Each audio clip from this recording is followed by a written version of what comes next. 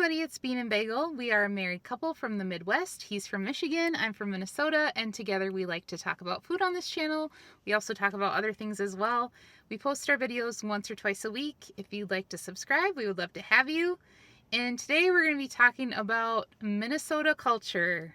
You guys did seem to really like our Minnesota and Michigan accent videos that we did, so we figured we would dive in a little bit to Minnesota culture today and just kind of teach you a few things. Maybe if you're new to Minnesota, you've never been here before, or you're just curious about us, maybe this will help you understand a little bit. So the biggest thing with understanding Minnesota culture is the Minnesota nice thing. I feel like some of the other things that we'll talk about, they all kind of start with Minnesota nice, and that's kind of how we get to some of those other things. So Minnesota nice is a little bit hard to define, I think. I think many people could define it in their own way, but I tend to think of it as like very polite people.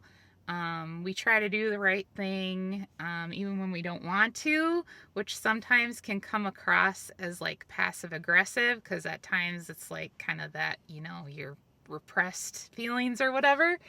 So then it can come out as like passive aggressiveness in other ways. But in general, I think a lot of it kind of comes from that there's like a lot of people with Scandinavian heritage, a lot of like Germans and things like that.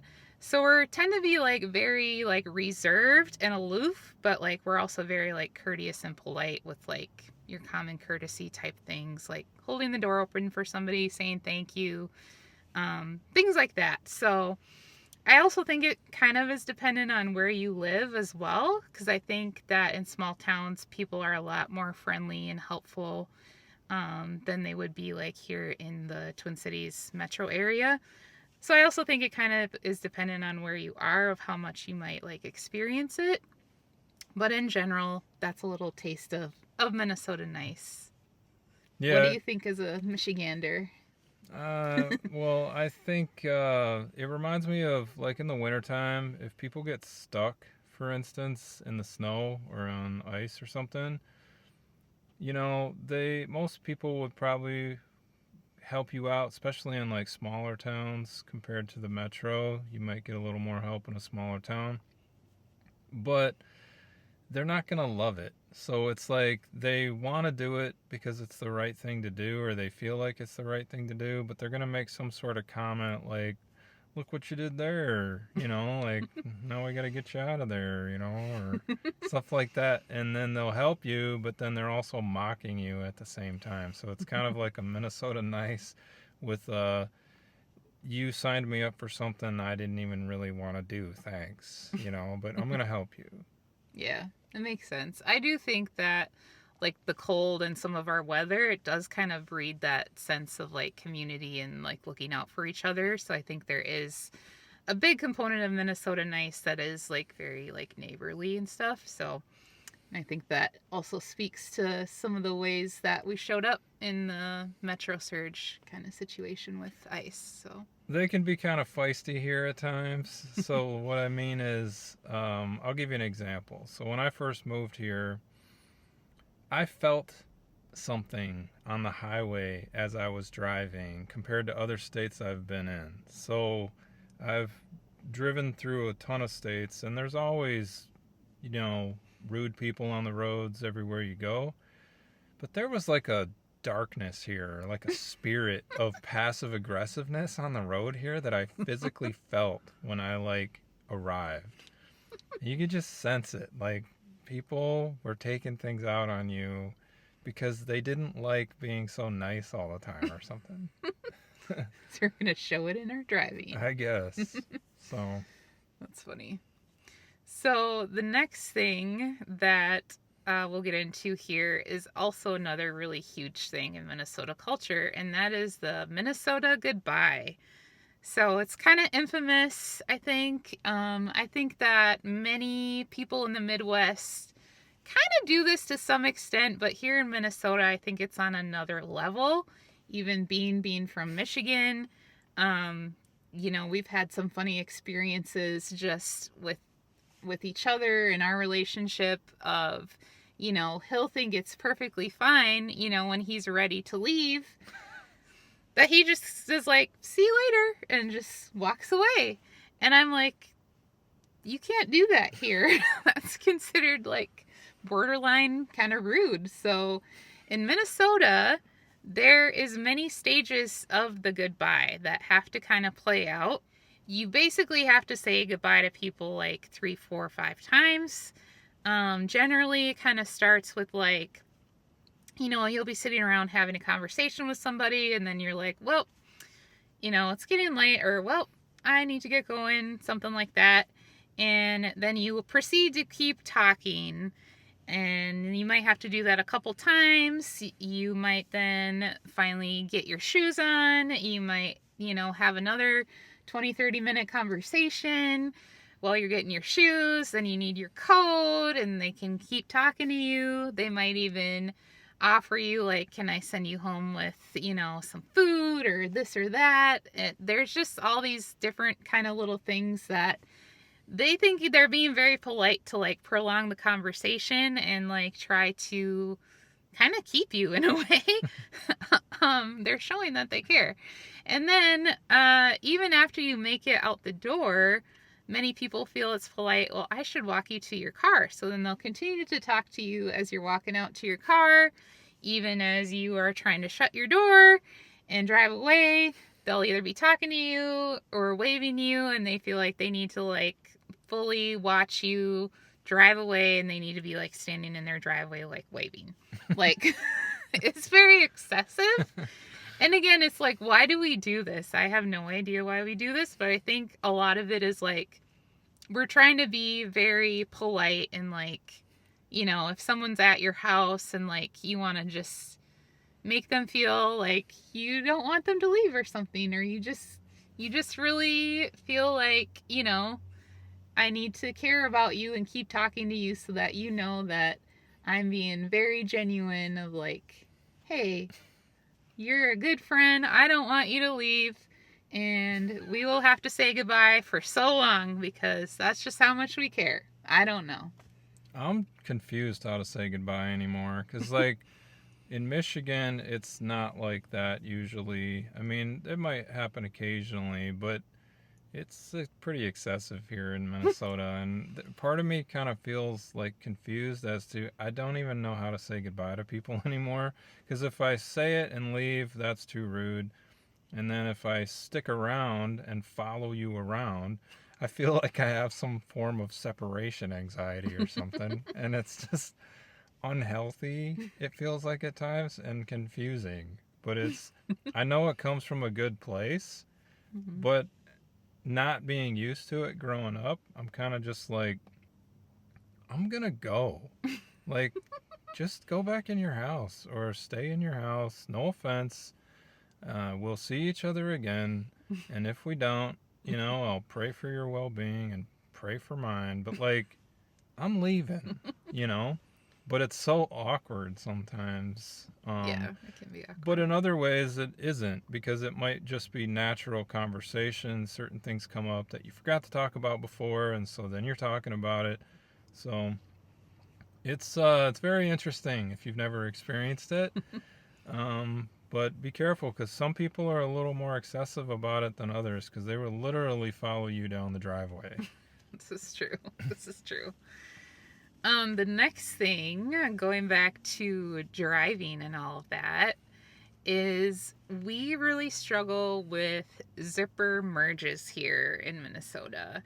And again, I think it goes back to like the courtesy piece, where someone feels like, oh, it would be more polite for me to try to get over now instead of like using the zipper merge and like accelerating and like getting in front of somebody else.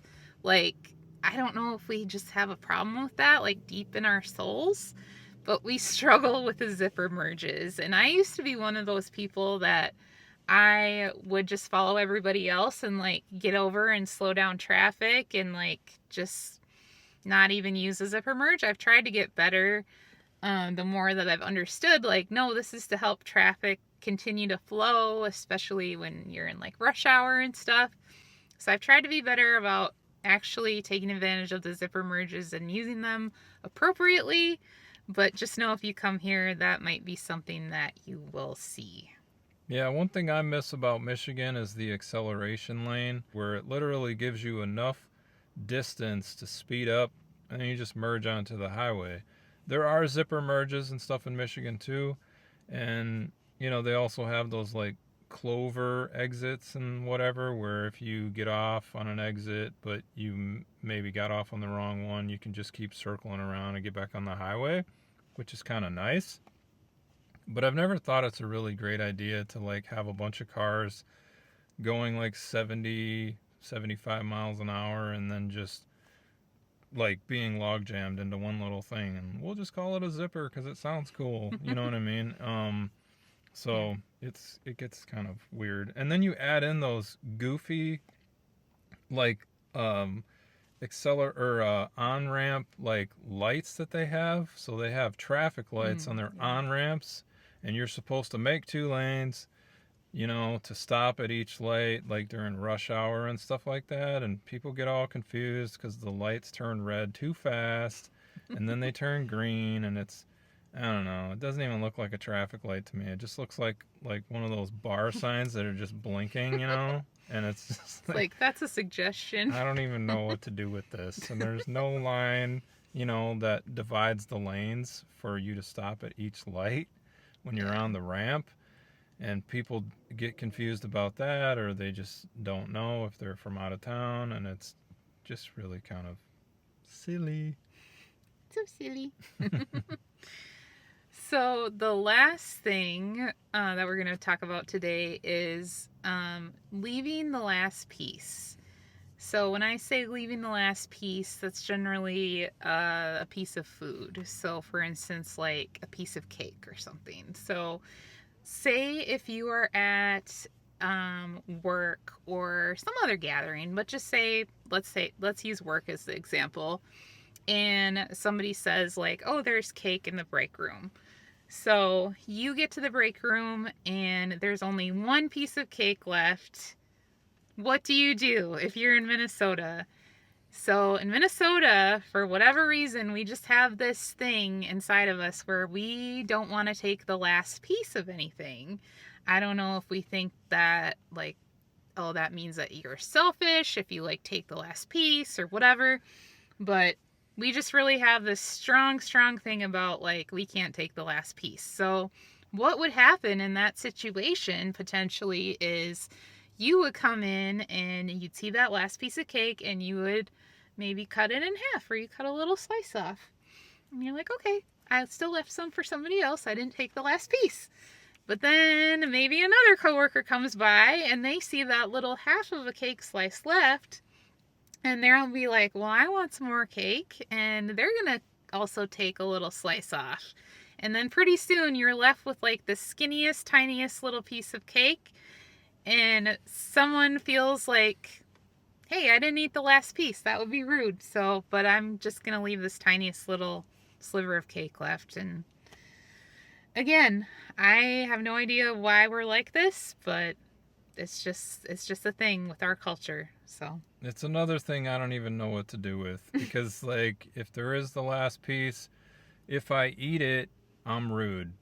If I save it, I wasted food, because at the end, like someone will speak up and be like, nobody wants this last piece. Hey, how about you? Hey, how about you?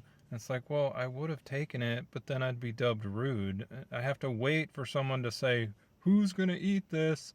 And it's like, I just want to eat it. It reminds me of like that show Extracted, if you've ever seen it, or like shows like Survivor, where they'll put one steak in the middle of the woods for a bunch of survivalists to decide, are they going to eat it all, or are they going to just cut off a piece and save some for the rest of the contestants. And it's like the whole time, like you feel like it's like that with the last piece, because you're like, oh, do I eat it all?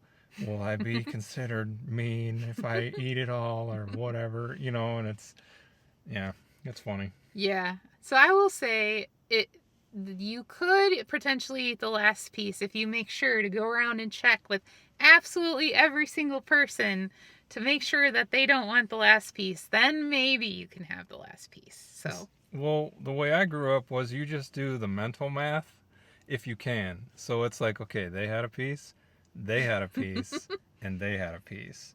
So that means I can have this. But sometimes you can make a mistake and you'd realize that someone didn't have a piece. Then that's when someone would get mad at you. Like, I didn't even get a piece and you had two. yeah. Well, I heard about your mental math that your mom said she would only get one little slice of pizza. Oh, yeah. Like, growing up, I remember, like, my mom would say, make sure you save me, a piece. And so I did, But it was like the tiniest piece. Yeah, it was like I would do that little sliver slice Yeah, thing you did it. because but I would leave. Yeah, I was I wouldn't say I was mean. I was just hungry. I was a growing boy, and it was just like, gosh, I'm still hungry. I ate this whole foot-long pizza, and I still need a little sliver more. It's true. But one thing I'll say too, moving from Michigan to Minnesota, speaking on the whole Minnesota nice thing, they take seriously their cleanliness here in Minnesota. And again, sometimes that Minnesota nice, if it turns into a passive aggressiveness, it can also shift to a nastiness, as probably witnessed by a lot of the world during like the Operation Metro surge. But what I mean is, like, I'll give you an example. So when I first moved here, I parked on the street and didn't know that I was supposed to move my truck because they're going to sweep the streets. Now, where I'm from in Michigan, they didn't do regular street sweeping nor take it seriously to clean up stuff like that. Like, and if you've ever visited parts of Michigan, you know exactly what I'm talking about. In Minnesota, they're not like that. Like, if there's a house that was abandoned or burned down or whatever, they're going to clean it up and just make it an empty lot. Michigan, they just leave them there. They don't care. Like, and with the vehicles, or with the streets, I mean, if your car's there, they're going to tow your car. But see, what I found out was they take their cleanliness so seriously that when I picked up my vehicle from the impound lot, I also found my driver's side window smashed because they needed to change the gear shifter on my vehicle at the time because I had a stick shift. They weren't able to tow it, so they literally smashed my window, towed my truck, also they could clean the street. And I was like, man, they take this stuff pretty seriously here. Like, they're gonna, smash your window just to clean the street. I thought that was a little excessive. It's pretty excessive. But it puts it into perspective when you think about Operation Metro Surge and you come in and you start messing around with Minnesota nice, and how some people reacted is kind of interesting. Yeah. Well, that's our video for today. Let us know in the comments if you have some thoughts about Minnesota culture, if you're Minnesotan, or maybe you're from out of state and you've experienced one of these things that we talked about. We'd love to hear about it. But other than that, we hope you're having a great day, and we'll see you in the next video. Bye! See you later. We post videos once or twice a week if you're interested.